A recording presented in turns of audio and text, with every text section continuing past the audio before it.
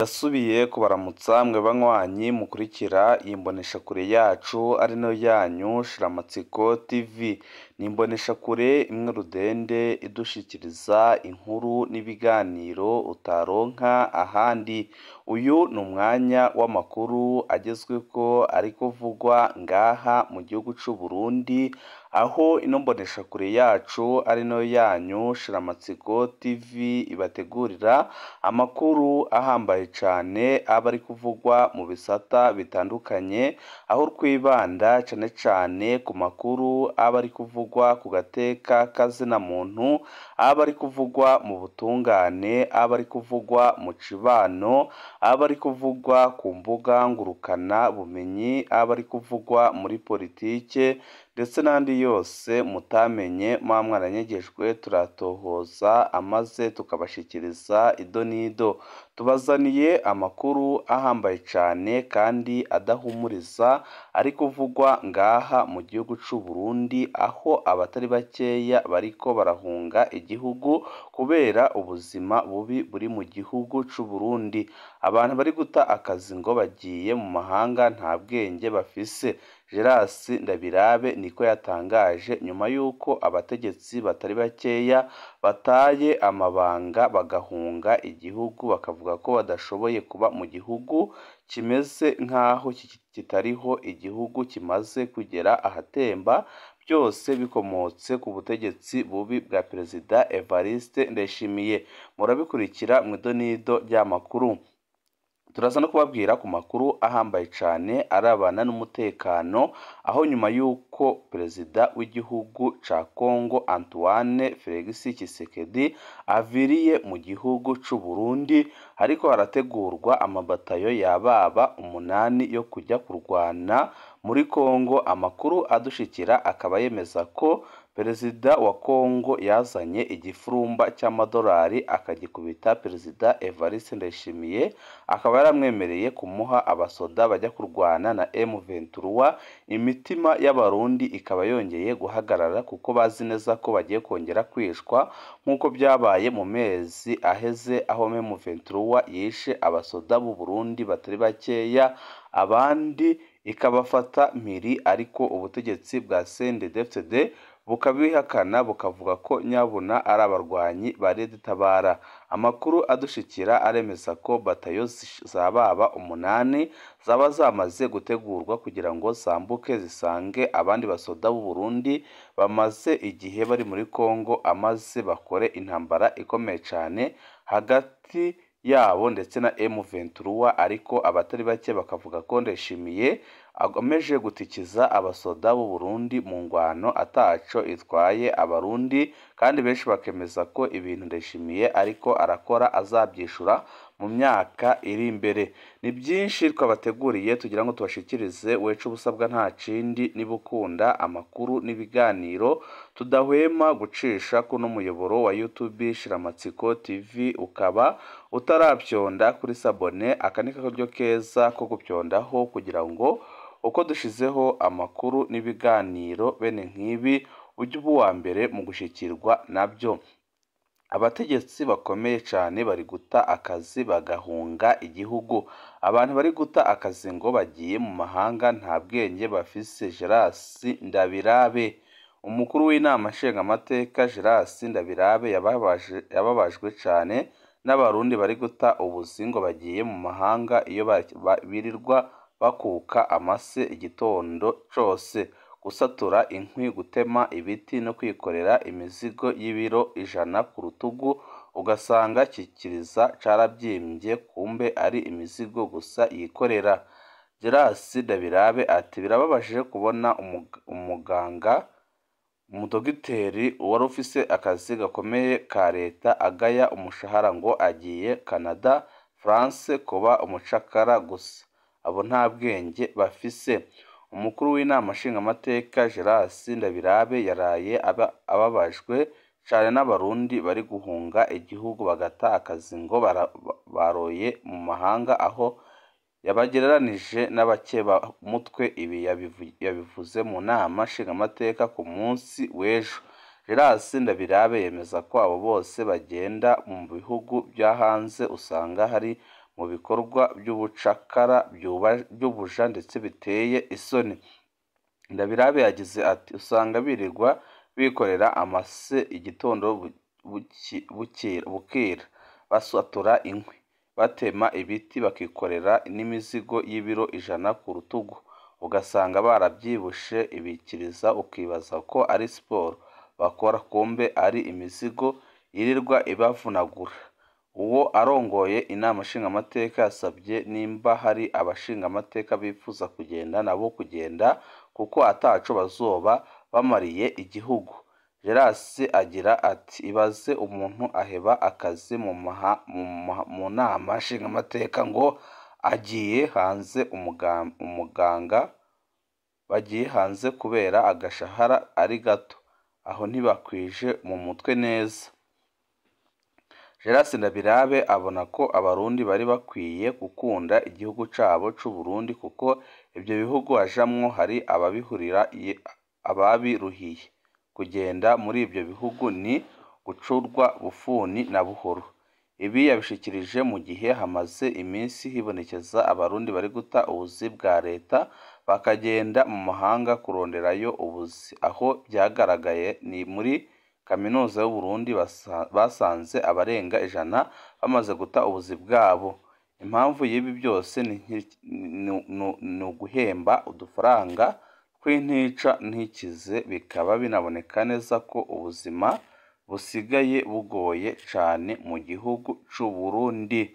Tuve kuri no nkuru amakuru yacu tabandanirize ku nkuru irebana n'umutekano, aho Tshisekedi yaje gusaba abandi basoda Neva ariko amuzaniye igifurumba cy'amadolari, ariko Neva nawe akaba atazuyaje, akaba yahise amwemerera kumuha batayo zirenga 8 ziyongera ku zindi zababa 10 zimaze igihe mu gihugu ca Kongo.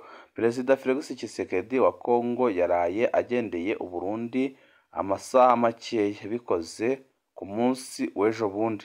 Urugendo rusanzwe nk'izindi, ubundi iyo tugendewe n'umukuru w'igihugu abamenyesha makuru barabimenyeshwa bakaza gufata amasanamu mbere na karyo ko kubaza ibibazo byabo. Perezida Felix Tshisekedi yakiriwe ku kibuga c'indege ca Bujumbura. Perezida Ndayishimiye na Perezida Tshisekedi baca barabonanira aho ku kibuga c'indege nk'ikiringo c'amasaha 2. Inyuma Perezida Tshisekedi n'intumwa baciye basubira kurira indege barataha. Ibiro by'umukuru w'igihugu c'u Burundi byaraye byanditse ko Perezida Tshisekedi yagendeye u Burundi mu ntumbero yo gukomeza imigenderanire isanzweho, byoba ari ibiganiro bijanye n'intambara iri muri Kongo. U Burundi bufise amabatayo arenga 10 y'abasirikare ari gufasha intambara igisirikare ca Kongo naco gisanzwe gifatanije n'ingabo za SADC, abagwanyi ba FDLR ndetse n'imihari y'abagwanyi b'abakongomani be n'abanyagihugu bita Wazalendo. Urugendo rwa Felix Tshisekedi rubaye mu gihe umuhari wa M23 umaze iminsi wigarurira uturere dushasha muri teritwari ya Rubero. Ubu bamwe bafise ubwoba ko n'igisagara ca Butembo gishobora gufatwa mu minsi iri imbere. Muri aya mezi aheze abasoda b'u Burundi ntibabonetse cyane muri izo ntambara nk'uko byari bimeze mu ntango. Birashoboka ko Perezida Tshisekedi yoba yaje gusaba ko abasoda b'u Burundi basubira gushirwa imbere ku rugamba. Birashoboka kandi ko yari aje kuriha amafaranga y'abasoda b'u Burundi kugeza amasezerano ari hagati kugeza ubu amasezerano ari hagati ya Tshisekedi na Ndayishimiye asa n'ayanyegejwe ku buryo bukomeye cyane. Bamwe mu bategetsi bo hejuru cyane muri leta no mu gisirikare baravuga ko batazi neza amafaranga Perezida Ndayishimiye akura mu ngwano ya Kongo. Mu mafaranga leta izokoresha ku mwaka ntiyigera handikwa amafaranga u Burundi bukura mu ntambara ya Kongo. Abasoda b'u Burundi muri Kongo bameze nk'abacancuru badafise uruhusha rwo guhabwa amafaranga bakorera, kuko uretse agafashanyo gato baronka amafaranga bapfira aribwa n'abategetsi batwara igihugu. Mu ntango abasoda b'u Burundi ntibari banemerewe kuboneka ko ari abarundi, bagwana bambaye umwambaro wa Kongo. hano twarasemereye kenshi birateba birahinduka, ubu bambara umwambaro w'u Burundi, abo basangiye urugamba ni kenshi babatanye intambara, maze abarundi bakisanga ari bonyene, bagasanga ibirindiro by'abari kubakingira byatawe, maze bituma abasoda benshi b'u Burundi bahasiga ubuzima. Iyo bagize ngo baridoga, abasoda ba Kongo babishura ngo genda mugwane mwebwe mwapatanye intambara mugahembwa inshuro 50 umushahara wacu. Ibyo byarababaje cyane abasoda b'u Burundi kuko ayo mafaranga batukwa batigera bayabona. Kugeza ubu abasoda b'u Burundi nibo bonyene muri iyo ntambara batarekuriwe gutunga telefoni ngo bavugane n'imiryango yabo. Umuntu arabayo abiwe bagapfa ntanabimenyeshwe. Ikibabaza kurusha ni ingene umusoda w'u Burundi afashwe na M23, leta y'u Burundi ataco ikora ngo imubohoze, ahubwo Perezida Ndayishimiye ahitamwo kubihakana ngo ni abagwanyi ba Tabara.